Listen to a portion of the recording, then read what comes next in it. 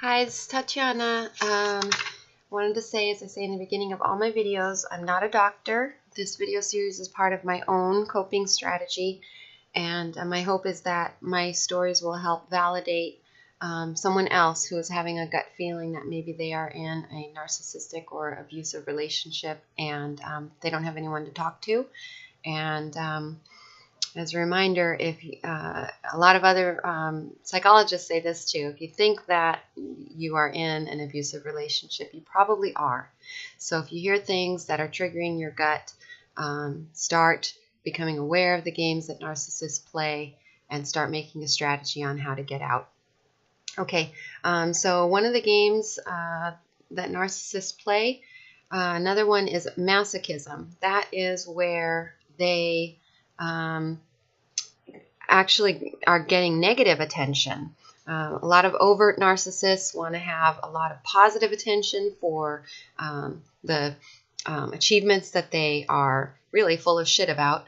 And then you have the opposite side of narcissism is getting negative feedback, to fulfill their desire. And I can say in my own relationships that I have been in personally, I'm at a loss of trying to come up with masochistic examples, but I have observed masochistic narcissism in other people.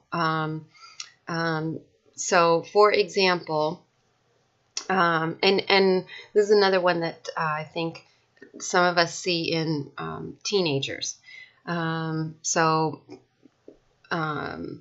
Anyway, so I'm giving you what I have observed again, if it triggers a gut reaction in you.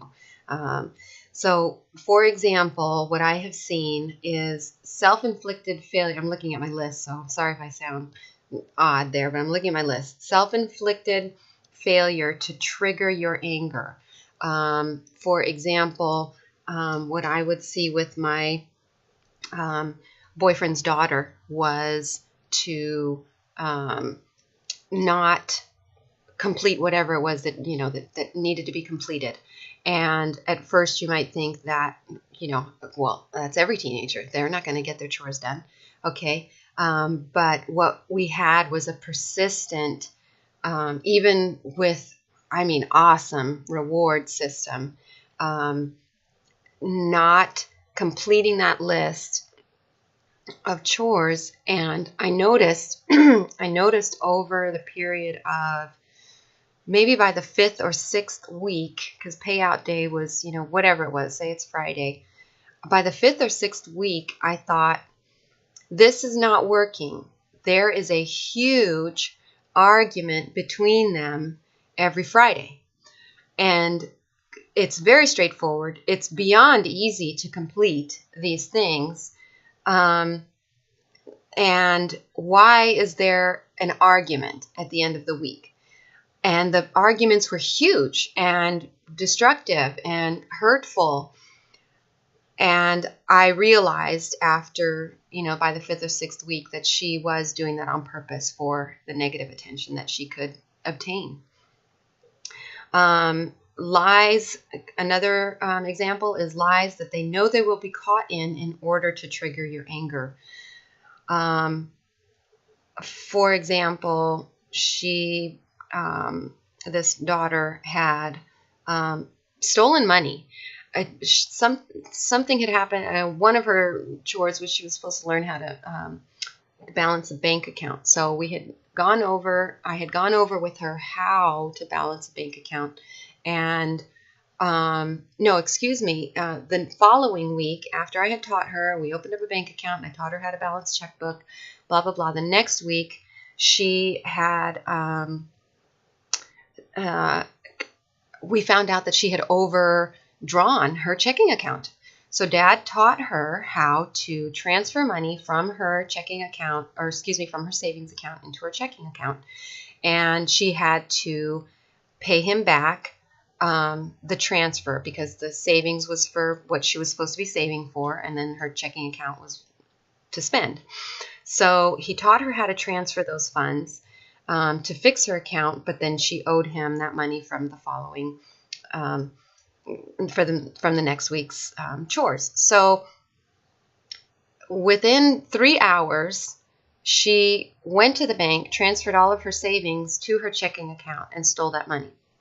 Now, again, this is one of her chores, so that this is something she's being checked on. So she knew that she would be checked. However, even it might have been a longer delay. You know, I assume that she had suspected I would be checking on that the following payday.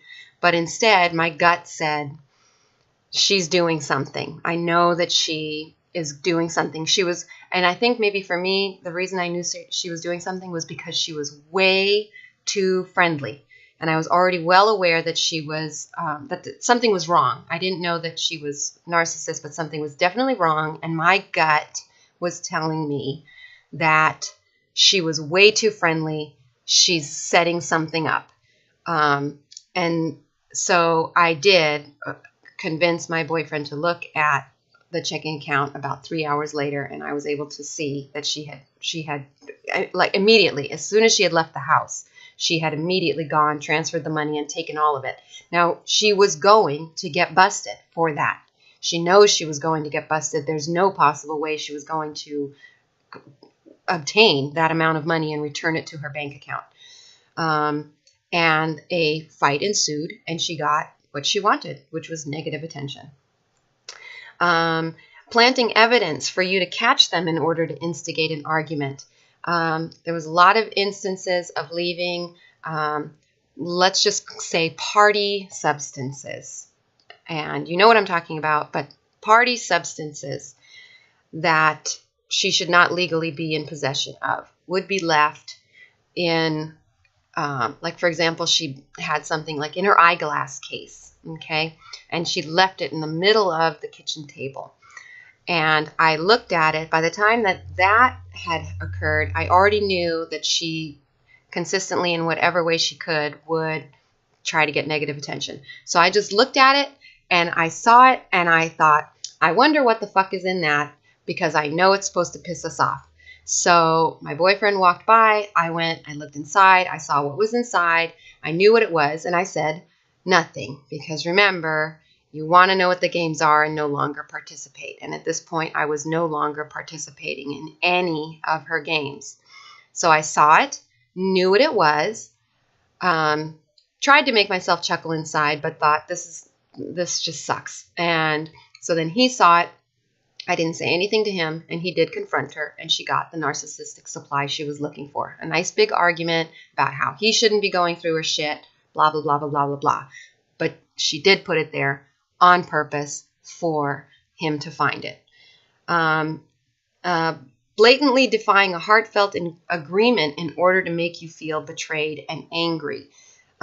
This is a particular situation that had happened, unique, I feel, to me. I have never heard of this happening to anyone else, but the daughter would, and I was shocked when I realized this, but the daughter was well into maturity. I'm guessing, I think she was about 16 by this time, had been, when she was done with the tampon, she would wrap it in toilet paper and put it in her trash can. I don't know why. I don't know why she didn't flush them. I discussed this with my boyfriend. I said, you know, I don't know if her mother taught her that or she just doesn't know. My boyfriend called her on the phone and said, please flush your tampons. And I could hear her on the phone asking her girlfriend, are you really supposed to flush tampons? And you could hear the girlfriend say, yeah. And I thought that was the end of it.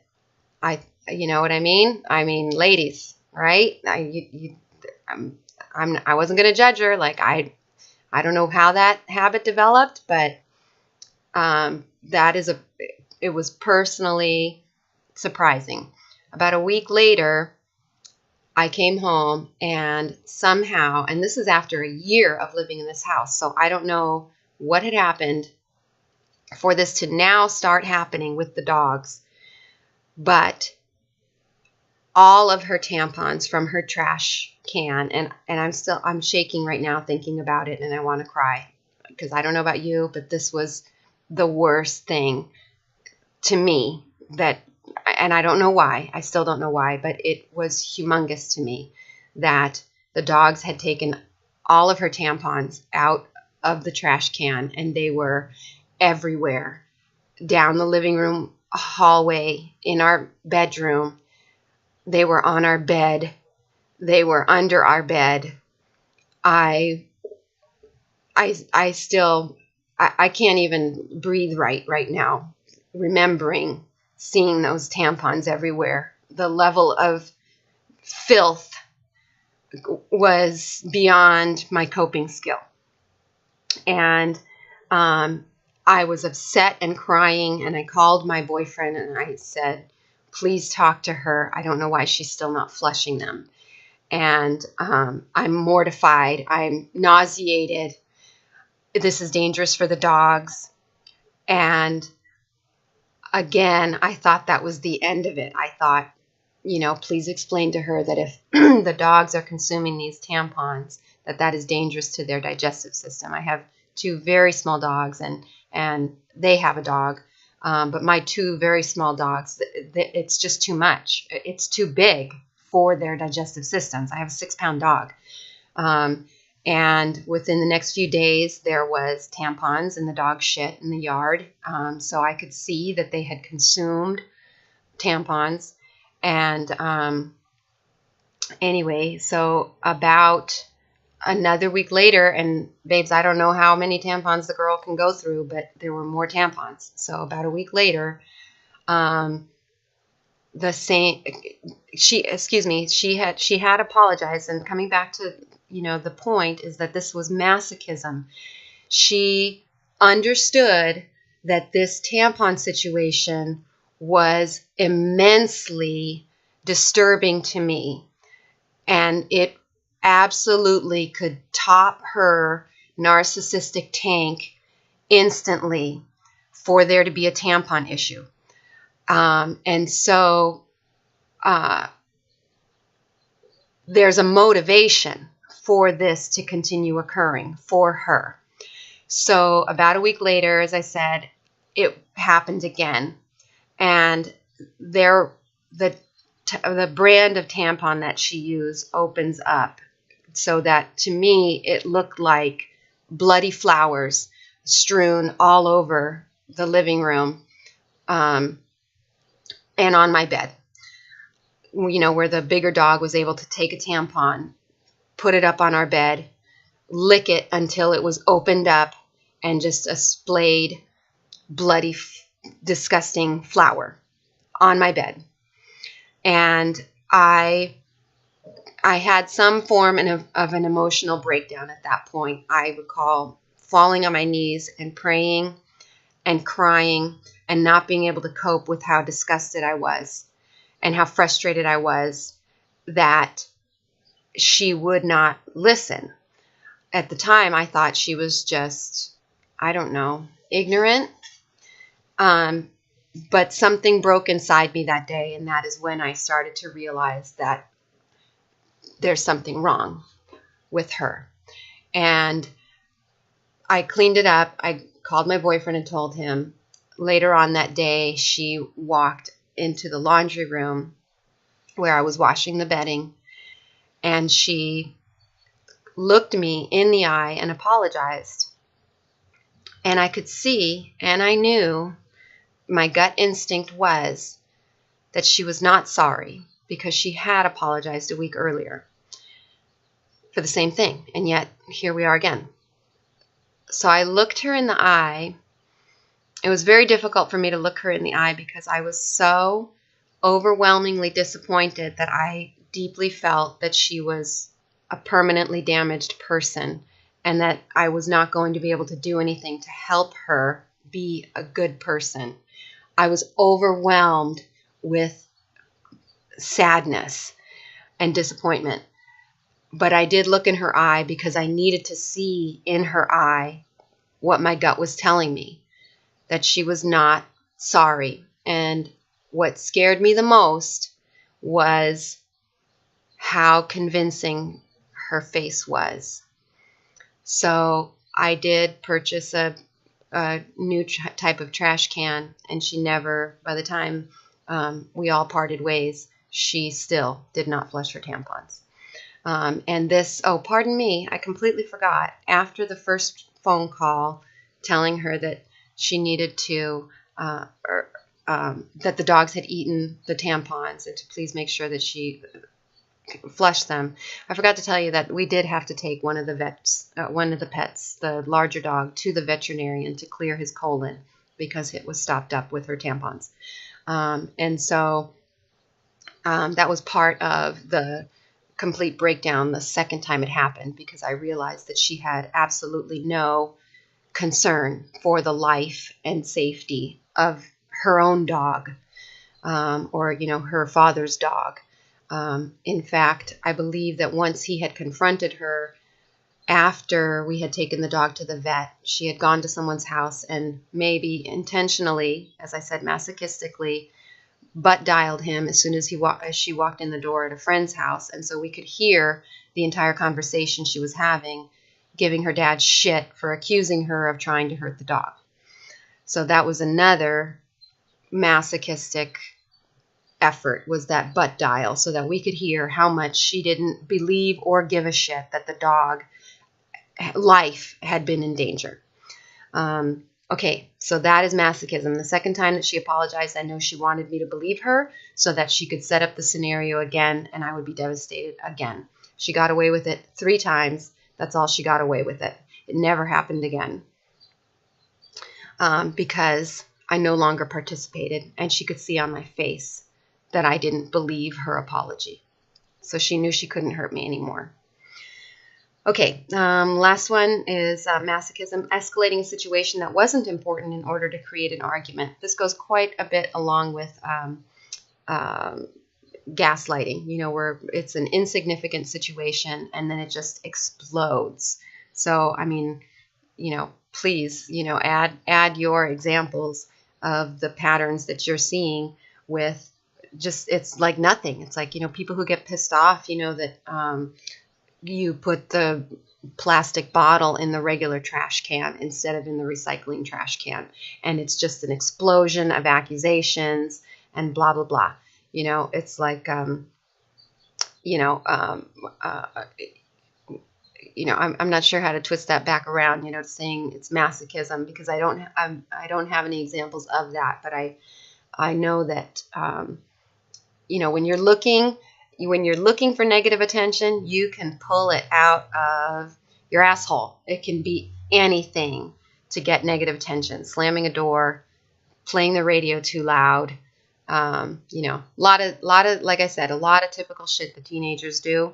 But you realize that it's a pattern.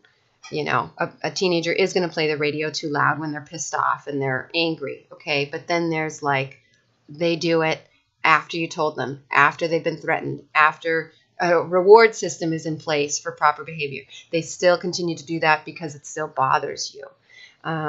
So if you have any other examples of masochism, please just add them to the comments. Help others become more aware of the games that narcissists play.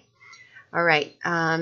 As usual, please memorize, if you haven't already called them, the National Domestic Violence Hotline, 1-800-799-SAFE, 1-800-799-SAFE, 1-800-799-7233 is the number to call, 24 hours.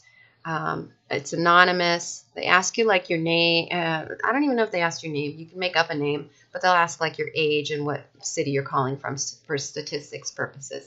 But you can call them and say whatever you need to say, ask whichever you need to ask, and start getting validated so that you can start getting your sanity back. Okay? Much love.